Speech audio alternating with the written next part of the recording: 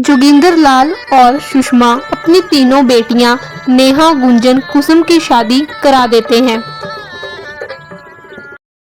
तीनों का ससुराल में पहला दिन था। वह अपनी पहली रसोई के बारे में अपनी सास से पूछती हैं। माँ जी, आज हमारी पहली रसोई है। जी, खाना बनाने के लिए रसोई दिखा दीजिए। अरे बहू रानियों, घर माँ रसोई कोना है। हमारे यहाँ तो खाना खेता माँ बने हैं। घर के बाहर जो खेत हैं अपनी जमीन है, सारा खुल्लम खल्ला है। तुम जाकर वहाँ पर खाना बना लो। सास का कहा मानकर वह तीनों खेतों में खाना बनाती हैं। डाइनिंग टेबल पर सब लोग खाने का इंतजार करते हैं। गुंजन खाना लेकर आती है। कुसुम और नेहा खाना बना रही होती हैं। फिर नेहा परिवार वालों के लिए चाय लेकर जाती है। साथ में कुसुम पकोड़े लेकर आती है। नेहा, चाय ठंडी है। कुसुम, पकोड़े भी ठंडे हैं। अब खेतों से यहाँ आने तक ठंडे ही होंगे ना?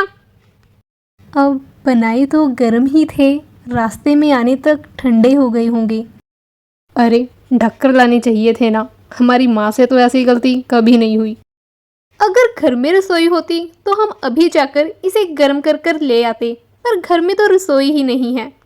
बहू, हमारे यहाँ खाना ऐसे ही बने हैं। मेरी सासू ऐसे बनावा थी, मैं भी ऐसे ही बनाऊँ हूँ और थम भी ऐसे ही बनावेंगी। और आगे थारी बुआ आवेंगी, वो भी ऐसे ही खेता माँ खाना बनावेंगी। तुम आजकल की पढ़ी लिखी लड़कियां परंपरा नाम की कोई चीज होवे है, उसको कौन ही समझो हो।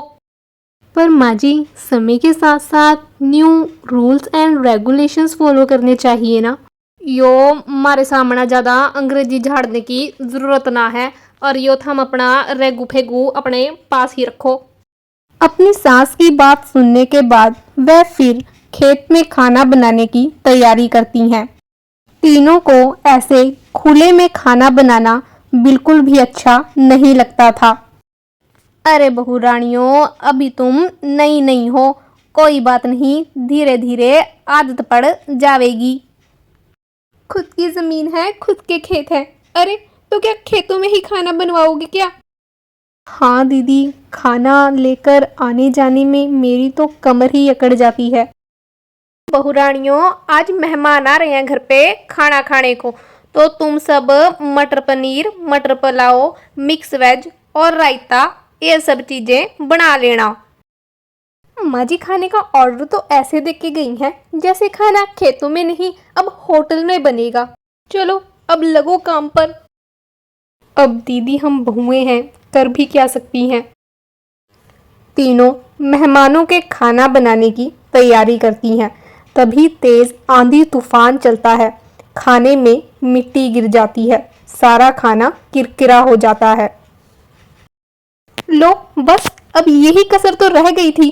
अब सारा खाना दोबारा से बनाना पड़ेगा। खुले में खाना बनाने की परंपरा है।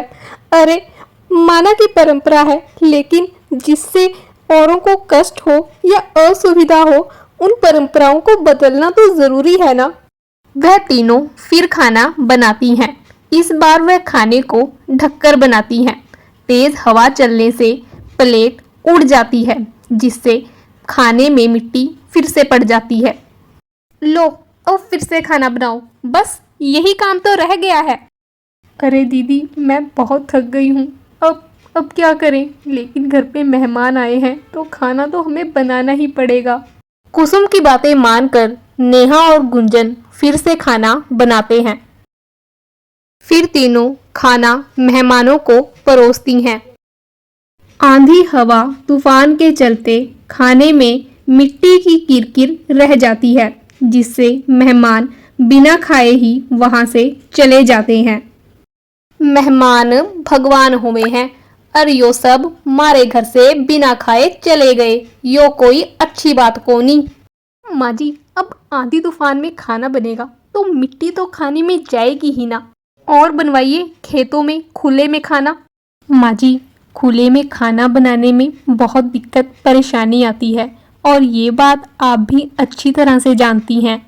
माँ, कुसुम ठीक कह रही है। क्या फायदा इन परंपराओं का, जो बनी तो घर के लोगों के लिए है, लेकिन घर के लोगों को ही परेशानी में ही डाल रखा है। माँ जी, मेरे पास एक स्कीम है, अब कहूँ तो आइडिया है, जिससे परंपरा की परंपरा भी रह जाएगी और हमें कोई दिक्कत परेशानी भी नहीं होगी। बताऊं? अरे साफ साफ बता, कहना क्या चाहे है। हमारे घर के बाहर आंगन है, आंगन में इतना बड़ा बरामदा है, क्यों ना आप आंगन में एक रसोई बना दीजिए। वैसे हम खाना आंगन में बना लेंगे, पर अगर आंधी तूफान आएगा तो हम खाना रसोई में बना लेंगे। इससे खाना खुले में भी बन जाएगा, परंपरा की परंपरा भी रह जाएगी और हमारा भी काम हो जाएगा। ठीक है, मैं हम सबको सोच विचार करके फिर बताऊंगी। अगली सुबह फिर उन तीनों को खेतों में ही खाना बनाना पड़ता है। कुसुम, गुंजन, नेहा तीनों को ही अपने सास के फैसले का इंतजार था।